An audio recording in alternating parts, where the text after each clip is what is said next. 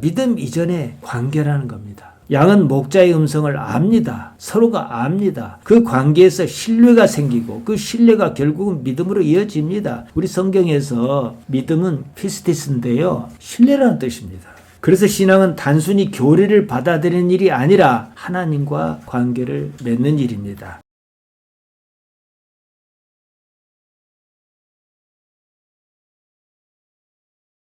하나님 우리 아버지, 우리를 붙들어 주옵소서. 우리가 한 목소리로 말씀을 읽었습니다. 그때 그 말씀이 오늘 우리의 말씀으로 다가오도록 하나님께서 친히 역사해 주옵소서. 아멘. 종은 다만 십자가 뒤에 감추시고 하나님께서 나타나 주시기를 예수님 이름으로 기도하옵나이다. 아멘. 지난 시간에 관계를 말씀드렸습니다. 관계는 서로 안다 이 말입니다. 상호적인 알입니다. 성경은 안단 말로 기노스코를 썼습니다. 제가 설명드렸어요. 예수님은 당신을 따르는 사람을 압니다.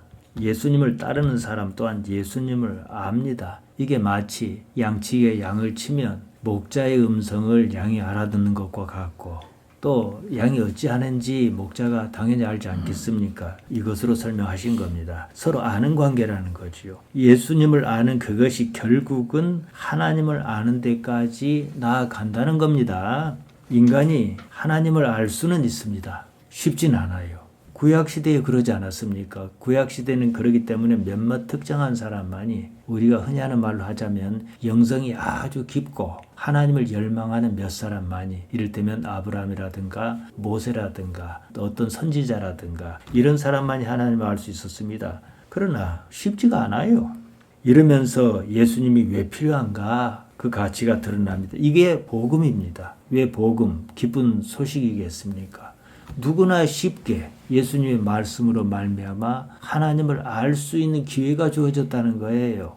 예수님은 우리 같은 보통 사람이 하나님을 아는 방법입니다. 요한복음 14장 6절에서 예수님께서는 당신 자신이 길이요 진리요 생명이라고 말씀하셨습니다. 당신이 길이며 사실이며 존재다 이 말씀입니다. 결국 뭡니까? 당신이 하나님께로 나아가는 방법이라는 겁니다. 이것이 바로 예수님의 존재 위상입니다. 이 삶에서 하나님을 어떻게 알 것이냐. 기독신앙은 결국 이 문제입니다. 예수님을 딛고서 말입니다. 이게 십자가예요. 예수님께서는 하나님을 아는 그것이 영생이다 그러셨습니다. 제가 자주 말씀드립니다. 요한복음 17장 3절에 나오는데요. 그때 가서 또 보겠습니다. 예수님께서는 양을 위해 목숨을 버리신다고 하셨습니다. 우리는 이 말을 압니다. 하나님께서 택하신 자를 위한 선택이라는 거예요. 당신이 목숨을 버리는 것은 다시 얻기 위함이라 그러셨습니다. 죽고 마는 게 아니라 온전히 당신 자신의 선택에 따라 그렇게 하신다는 말씀입니다. 그것이 권세라고 하셨습니다. 지금 우리가 사는 세상과는 다른 차원의 세상, 완전한 세상을 말씀하신 겁니다. 여기서 핵심은요. 누가 예수님의 음성을 알아듣는가 이거예요. 유대인은 대중의 관심이 나사렛 그 사람으로 쏠리는 것이 싫었습니다. 당시에는 성전 중심의 사회였습니다. 성전을 특정 세력이 장악하고는 이러고 저러고 다 해먹었습니다. 무백성의 관심이 다른 데로 쏠리도록 가만히 놔두지 않았습니다. 유대인은 그래저래 예수님이 싫었습니다. 예수님께서 당신은 선한 목자다. 당신은 사건 목자와 다르다. 이런 말이 무슨 뜻인지 감잡았습니다. 그 말에 발끈했습니다. 오늘 본문이 그렇게 시작합니다. 19절입니다. 이 말씀으로 말미암아 유대인 중에 다시 분쟁이 일어나니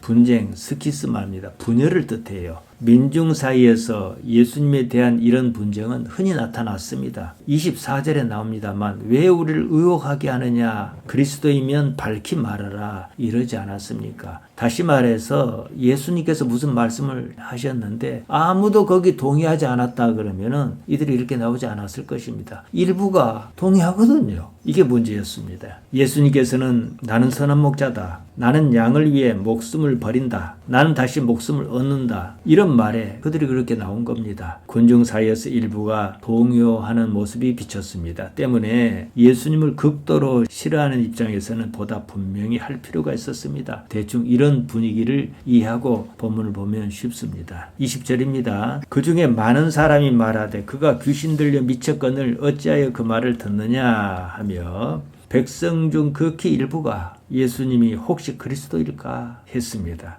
귀신 들려 미쳐서 그런다는 것이 중론이었습니다. 예수님께 귀신 들리셨습니까?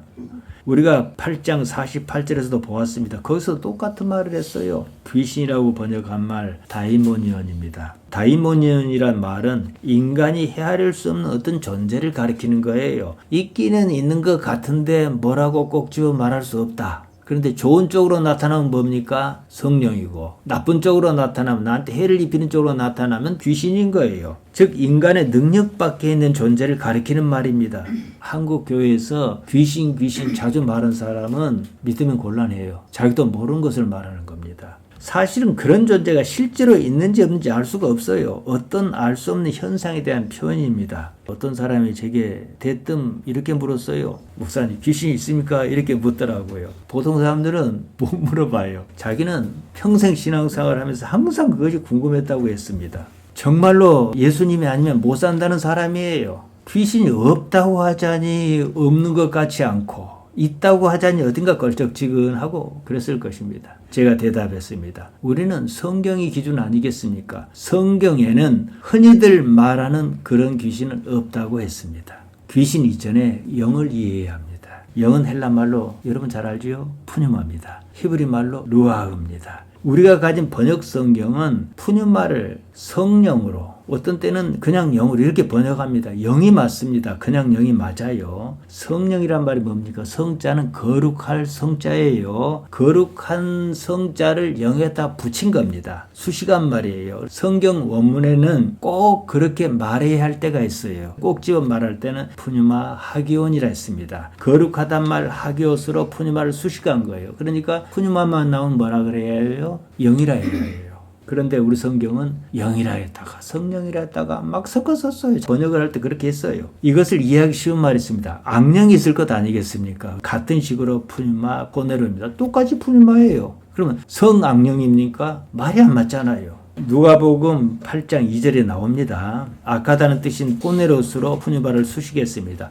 사도행전 16장 16절에 보면 점치는 귀신이란 말이 나옵니다. 푸뉴마 피도나입니다. 피도나는 원형이 피돈인데요. 그리스 신화에서 가져다 쓴 말입니다. 푸뉴마 피도나를 그대로 번역하면 피돈의 영입니다. 피도는 고대 그리스 신화에서 델포이에서 신탁 장소를 지키던 거대한 뱀 같은 존재였습니다. 신화입니다. 신탁은 신의 뜻을 맡아 전달한다는 뜻입니다. 그 뒤에 델포이는 아폴론 신의 신탁 중심지였습니다. 그런 바탕에서 피돈을 가진 사람이 신탁하거나 점치는 사람으로 통했습니다. 여사제가 있어요. 그렇게 불렀다는 거죠. 이렇게 보았듯이 성경에는 귀신이 없습니다. 이렇게 썼다가 저렇게 썼다가 왔다 갔다 합니다. 번역하는 사람이 자기 생각에 따라 귀신이 마귀니 마구 갖다 붙였습니다. 본문에서 다이모니온을 귀신이라고 번역했습니다. 다이모니온은 잘 알 수는 없지만 어떤 신적 존재가 있을 것이다. 이런 데서 나온 말입니다. 알 수 없는 대상을 수사적으로 표현한 말입니다. 성경을 보면서 성경에도 없는 한국 전래 귀신을 갖다가 생각한 거예요. 자, 생각해 보세요. 하나님께서 천지를 창조하셨습니다. 하나님께 완전하십니다. 근데 왜 귀신이 있어요? 있을 수 없는 거죠. 정리하면 이렇습니다. 어떤 현상이 있습니다. 자기가 그 현상을 어떻게 느꼈어요? 알 수 없는 현상이 자기에게 나쁘게 작용했습니다. 그러면 귀신이 장난쳤다 이렇게 이해합니다. 또 어떤 현상이 있어요. 알 수 없는 현상을 자기가 느꼈어요. 근데 그게 좋게 작용했어요. 은혜 받았다 그래요. 그러면 귀신이 은혜 줬습니까? 성령이라 하죠. 귀신이 마귀니 이런 말은 언제나 좋지 않은 상황을 가리킬 때 씁니다. 유대인은 예수님을 가리켜 귀신이 들려 미쳤다고 했습니다. 그러면 예수님께서 귀신이 들리셨습니까?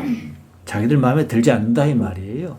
예수님이 정말로 귀신이 들려서 그랬겠는가? 당장 우리는 그렇게 믿지 않습니다. 제자도 그랬습니다. 다 자기 생각입니다. 귀신이 들렸다면 누가 귀신이 들렸습니까? 귀신이 들렸다고 하는 그 사람이 귀신 들린 거예요. 이단은 자기를 이단이라 하지 않아요. 남을 이단이라 하지. 귀신이 들렸다는 사람도 마찬가지예요. 자기가 귀신이 들려도 자기는 귀신 들린 게 아니에요. 어찌하여 그 말을 듣느냐 그랬습니다. 귀신이 들려서 미친 사람이 하는 말을 어째서 듣느냐는 말이에요. 그 말에 동의하지 않은 사람이 있었습니다. 상황을 다르게 해석했습니다. 21절입니다. 어떤 사람은 말하되 이 말은 귀신 들린 자의 말이 아니라 귀신이 맹인의 눈을 뜨게 할 수 있느냐 하더라. 귀신이 어떻게 눈먼 사람의 눈을 뜨게 할 수 있느냐고 했습니다. 그조차도 귀신은 그럴 수 없다는 자기 생각에 따른 말입니다. 그만큼 의견이 분분했습니다. 그만큼 이해가 달랐다는 것입니다. 하나님에 대해서 각자 이해가 다릅니다. 각자 이해가 하도 다르니까 예수님이라는 어떤 존재가 탁 나타나신 거예요. 정리를 해야 할 필요가 있지요. 자기 이해가 다르다고 해서 하나님이 다르냐? 그것은 아닙니다. 이 정도는 이해해야 합니다. 22절에서 23절입니다. 수전절이 이르렀다고 합니다. 수전절 엔카이니아입니다. 어원을 보면 안에 내부에 이런 뜻인 엔에 새롭다는 뜻인 카이노스를 합친 말입니다. 엔카이니아는 기본적으로 헌당, 봉헌, 새롭게 함 이런 뜻입니다. 우리말로 수전절이라고 번역했는데 성전을 수리한 것을 기념한 절기라는 뜻입니다. 수전절은 원래 없던 겁니다. 구약시대부터 내려온 유대인의 절기가 아니에요. 구약성경과 신약성경 사이에 약 400년의 공백이 있습니다. 기원전, 그때 말입니다. 기원전 168년에서 165년이었는데요. 수리아의 왕 안티오쿠스 에피파네스가 예루살렘을 점령했습니다. 성전에다 로마의 신 주피터의 흉상을 세웠습니다. 성전을 못 오겠습니다. 어찌해보지 못하다가 기원전 164년 12월 25일경에 마카비 혁명이라고 합니다. 마카비 등이 주도해서 수리아군을 몰아내는 일이 있었습니다. 성전을 다시 찾아 하나님께 봉헌했습니다. 그것을 기념한 절기가 수전절 엔카이니아입니다. 히브리 말로 하누카라고 합니다. 유대인에게는 아주 큰 명절입니다. 회복을 기념하는 절기로 8일 동안 큰 축제를 벌였습니다. 이때 많은 등불로 성전을 장식했습니다. 빛의 축제였습니다. 다음 주가 4월 초파일인가 그러지요. 절마다 등불을 켜고 야단이지 않습니까? 그것과 비슷합니다. 성전은 히에론입니다. 한 건물을 가리키는 게 아니라 한 지역을 가리키는 거예요. 예루살렘 성전 지역 전체를 가리킵니다. 예수님께서 성전 안에 솔로몬 행각을 거니셨습니다. 솔로몬 행각은 성전에서 가장 큰 뜰인 이방인의 뜰 동쪽에 위치한 긴 회랑을 말합니다. 회랑이 복도같이 생긴 데인데요. 지붕이 있고 그래요. 궁궐에 가보면 그런 게 있지 않습니까? 성전은 아무데나 아무나 드나들 수 있는 데가 아니었습니다. 각기 구역으로 나뉘었습니다. 그나마 아무나 드나들 수 있는 데가 바로 솔로몬 행각이었습니다. 성전에서 가장 많은 사람이 모였습니다. 남녀노소가 거기에 모였습니다. 사람으로 붐비다 보니까 거기에서는 토론이 자주 벌어졌습니다. 사도행전 3장 11절에 나옵니다. 초대교회 때에는 성도가 거기에 모이기도 했다고 했습니다. 사도행전 5장 12절에 나옵니다. 유대인이 예수님을 에워쌌습니다. 군중의 관심이 집중했습니다. 24절입니다.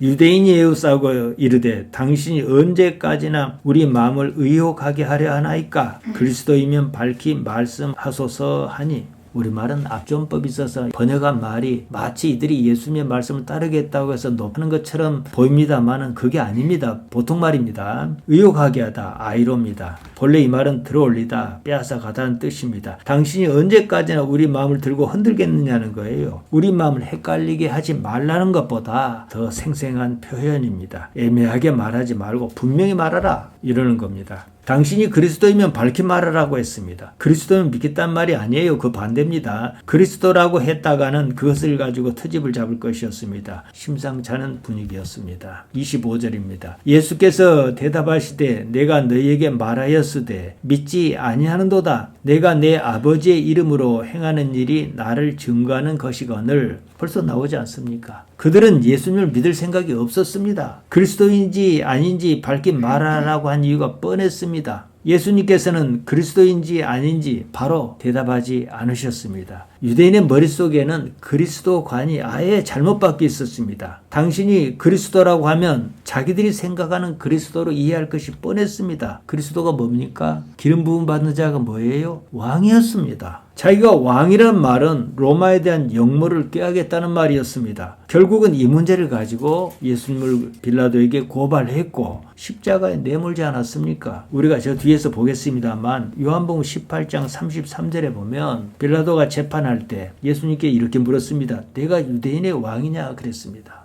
역모를 꾀했냐 이 말이에요. 역모 혐의로 재판이 열렸다는 말입니다.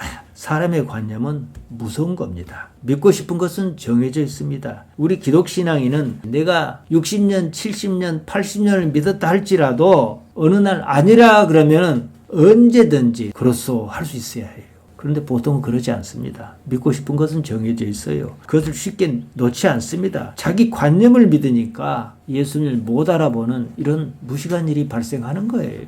내가 너희에게 말하였으되 내가 너희에게 이미 말했다는 말씀입니다. 예수님께서 그들을 이해시키려는 목적이 아니었습니다. 그들은 애초에 이해하고 말고 그럴 생각이 없었습니다. 증거라고 했습니다. 증거는 따지는 겁니다. 말로 따지는 데서 그들이 밀렸습니다. 그들 입장에서는 참으로 답답한 노릇이었습니다. 내가 내 아버지의 이름으로 행한다고 하셨습니다. 믿거나 말거나 나는 내가 하고 싶은 말만 하겠다, 이 말씀입니다. 예수님의 사역은 당신 자신의 의지이기 전에 하나님 아버지께서 원하시는 일이랬다는 말씀입니다. 30절에도 나옵니다만 예수님께서는 그러한 주장을 한 번도 굽히지 않으셨습니다. 자, 여러분이 생각해 보세요. 이런 말씀에 비춰볼 때 사실 예수라는 인격은 그 어디에도 없습니다. 이해하시겠지요? 예수님 자신이 완벽히 사라졌습니다. 예수님에게서 하나님만 나타났습니다. 무슨 말이냐? 당신의 의지는 있으나 그 의지는 하나님의 의지와 충돌하지 않는다는 조건에서만 나타납니다.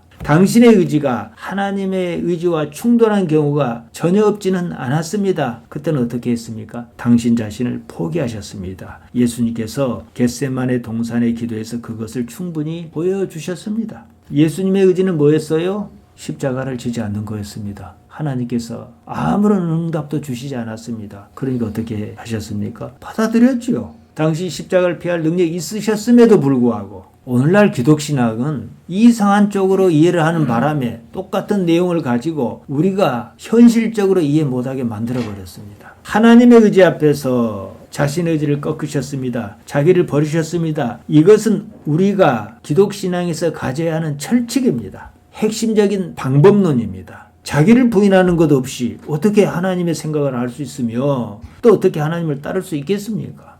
자기를 부인하지 않겠다는 건 뭡니까? 나는 옳다는 거거든요. 하나님은 모르겠고 나는 무조건 옳다. 이래서 자기를 부인하지 못하는 거예요. 30절에서 나는 아버지와 하나님이라고 하셨습니다. 바로 그 때문에 이 말씀이 가능하다는 사실을 여러분이 이해할 수 있어야 합니다. 대개의 신학자가 이 문제를 이해하지 못했습니다. 그러면서 나는 아버지와 하나이다, 이 표면적인 말씀만 가지고 기표만 가지고 성급하게 예수님의 신성을 논했습니다. 결국에는 아무도 예수님을 제대로 이해하지 못하게 만들고 말았습니다. 요한복음 10장 34절에 36절에 그건데요. 다음 시간에 볼 것입니다. 26절입니다. 너희가 내 양이 아님으로 믿지 아니하는도다. 나와 관계가 없다, 이 말씀이에요. 일단 사이가 좋아야 믿든지 말든지 할 것 아니겠습니까? 뭐가 통해야, 생각이 같아야 그렇습니까? 하고 감동도 있는 것이지, 생각이 다른데 무슨 말이 귀에 들어오겠습니까? 제자는 3년 정도 예수님과 함께 했습니다. 동고동락했습니다. 어째서 제자와 동고동락 하셨을까 생각해 보니까 이제 여기서 이해가 가요. 몇 마디 말씀도 중요하지만은 함께 살면서 뜻이 통해하는 많은 것 있지 않습니까? 여러분이 남편과 함께 사신 분도 있고 먼저 떠나보내신 분도 있습니다. 혼자 살던 시간보다 수십 년을 함께 살 시간이 훨씬 더 많았습니다. 여러분보다 여러분의 남편을, 아내를 더 잘하는 사람이 있을까요? 자, 예수님과 함께 먹고 마시며 동고동락했습니다. 기적을 보고 말고 이것은 하나의 표적이에요. 나름대로 안 겁니다. 그래도 다 몰랐어요. 자기 부인이 없었기 때문입니다. 예수님께서 십자가에 달려 돌아가시고 부활하시면서 동고동락했을 때 알았던 것이 현실적으로 막 살아나기 시작한 거예요.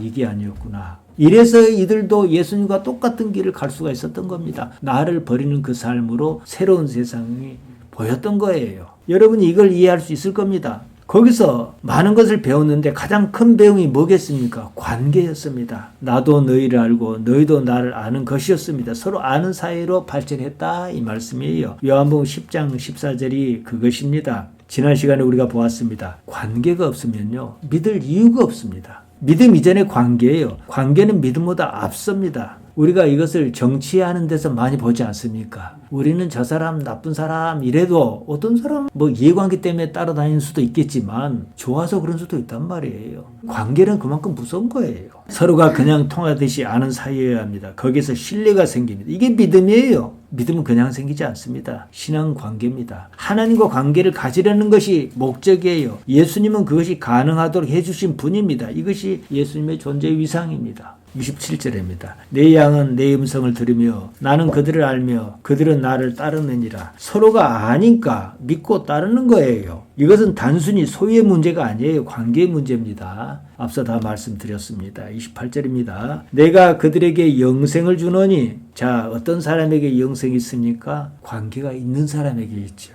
영원히 멸망하지 아니할 것이요 또 그들을 내 손에서 빼앗을 자가 없느니라. 영생은 관계의 차원에서 이해해야 합니다. 영생은 조의 아이오니였습니다. 언어의 형식상 영원히 산다는 말이지만 실제 의미는 죽음이 없는 삶을 말합니다. 이런 삶이 아닌 다른 삶이에요. 죽는다고 죽는 것은 아니란 사실입니다. 죽는 건 육체입니다. 늙는 건 육체예요. 육체를 넘어선 그 삶을 말합니다. 다른 차원의 삶이에요. 이게 영생입니다. 어떤 사람은 뭐 세상이 좋다라고 산 사람도 있을 테고, 어떤 사람은 세상이 왜 이러냐고 산 사람이 있어요. 근데 세상이 왜 이런가 싶은데 어째서 예수를 믿은 사람이 있습니다. 그 사람이 이 세상을 의지하겠습니까? 근데 세상이 그래요. 좋아도 그만, 안 좋아도 그만입니다. 기왕이면 아프면 곤란하고 상처받으면 안 좋으니까 좋은 삶을 살아야겠지만 말입니다.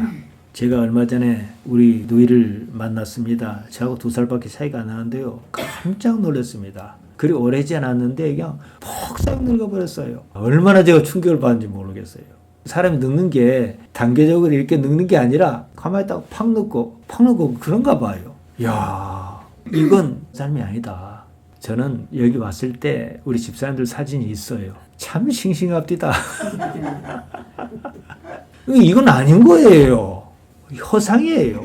모든 철학자가 그걸 말했고 모든 성인이 어떤 형태로든 그걸 얘기했습니다. 우리는 그렇기 때문에 반드시 그 세계에 대한 그림을 그려야 해요. 이것을 놓는 연습을 해야 해요. 소소한 데 집착하지 말고 헛된 욕심에 마음 쓰지 말고 못할 것 가지고 할 수 있는 건 아니겠지만 할 수만 있거든 내려놓고 믿음대로 사셔야 해요. 아멘. 왜 우리가 이렇게 모입니까?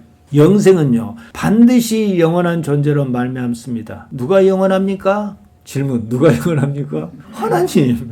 하나님의 영원한 그 삶을 내 삶으로 가져오겠다는 것 아니겠습니까? 따라서 영생은 하나님을 아느냐 기노스코 이 문제입니다. 그냥 아는 거 아니에요. 그러니까 여러분이 아이고 내가 좀 나이가 늙는다 해서 서운해하실 거 없어요. 좋은 겁니다. 더 살아봐야 이빨만 아프고 몸도 말 안 듣고 고장나고 그래요. 저는 우리 집사님들보다 훨씬 나이가 어리지만은 항상 죽는 거 기도합니다. 죽을 때 힘들지 않게 해달라고. 가족에게 힘들지 않고 저 자신이 힘들지 않게 해달라고. 기도해야 하는 거예요. 여러분도 기도하세요. 아는 건 그냥 하는 거 아니에요. 지난 시간에 충분히 말씀드렸습니다. 이 삶에서 하나님과 어떤 관계냐는 문제에서 시작합니다. 이것이 이 삶의 제한을 넘어 영원한 세계를 바라보게 합니다. 우리는 이 삶에서 반드시 하나님을 알아야만 합니다. 나에게 하나님께서는 어떤 분이신가? 결국은 이 문제입니다. 한편으로 지금 사는 이 세계가 다는 아닙니다. 이 삶이 너무 매일 것 없어요. 먹고 살만 하거든. 믿음의 삶을 살아야 합니다. 마태복음 6장 33절에 보면요. 예수님께 이렇게 말씀하셨어요. 그런즉 너희는 먼저 그의 나라와 그의 의를 구하라. 그리하면 이 모든 것을 너희에게 당하시리라. 이러셨지 않습니까? 우리가 잘 압니다. 이게 무엇이겠습니까? 제가 조금 전에 말씀드린 그대로예요. 먹고 살만 하거든. 너무 세상에 매이지 말고 믿음대로 살아라. 이 말씀이에요. 29절입니다. 그들을 주신 내 아버지는 만물보다 크심에 아무도 아버지 손에서 빼앗을 수 없느니라. 결론적인 말씀입니다. 아마 이런 데서 예정론이 나왔지 않는가 싶습니다. 정해졌다 이 말씀이거든요. 아버지께서 주셨다. 정해졌다는 말인데 누군가는 선택했고 누군가는 버렸습니다. 정해진 일처럼 보입니다. 어째서 그런 일이 있는지는 모르지만 어쨌든 그런 일이 있는 것만큼은 사실입니다. 우리가 살면서 경험으로 충분히 이해하는 문제입니다. 여러분이 아무나 머릿속에 한번 떠올려 보세요. 사람 안 바뀝니다. 예수님 믿을 사람은 정해져 있어요. 뭔가가 있는 사람이 예수님 믿습니다. 모든 사람에게 기회가 있지만 모든 사람이 다 믿지는 않습니다. 종국에 가서 보면 마치 처음부터 정해진 듯 합니다. 30절입니다. 나와 아버지는 하나이니라. 이 구절은 앞에서 말씀드렸습니다. 나와 아버지는 하나다. 어떻게 하나라는 것이냐 이렇게 따지는 문제가 아닙니다. 혹자는 이것을 가지고 예수님이 하나님과 본질적으로 일체라고 합니다. 예수님께서 하나님과 일체이든지 말든지 그것이 나의 삶과 무슨 관계가 있는가 이것을 생각해야 해요. 나와 관계가 없으면 우리가 이러고 있을 이유가 없어요. 어떻게든 나와 관계가 있는 것이어야 합니다. 예수님께서 하나님과 일체라 하고 나 자신은 예수님과 일체입니다. 여기까지 이해하시지요? 그러면 나는 하나님과 일체인가? 이렇게 진행해야 해요. 나는 툭 떼어버리고 예수님과 하나님만 따지는 것은 의미가 없습니다. 저는 예수님이 하나님과 일체다 아니다 이 말을 하려는 게 아니에요. 똑같이 취급해라는 겁니다. 다행히도 일부 신학자는 이 말씀이 예수님의 존재론적 의미를 말한 것이라고 봅니다. 타당합니다. 이 말에 유대인은 즉각 반응했습니다. 그들은 인간의 존재를 하나님과 분리해서 생각했습니다. 예수님께서 헨, 하나라고 하셨습니다. 하나란 말 헤이스인데요. 헨이라고 쓴 것은 중성형입니다. 하나의 인격이라기보다 하나의 본질, 의지, 행위에 가깝다고 해석합니다. 존재적으로 하나다 이 말씀이에요. 예수님의 말씀에 유대인이 격분했습니다. 어째서 하나님과 하나냐 이거예요. 마치 자기들이 그냥 신앙이 무지무지하게 좋은 것처럼 말입니다.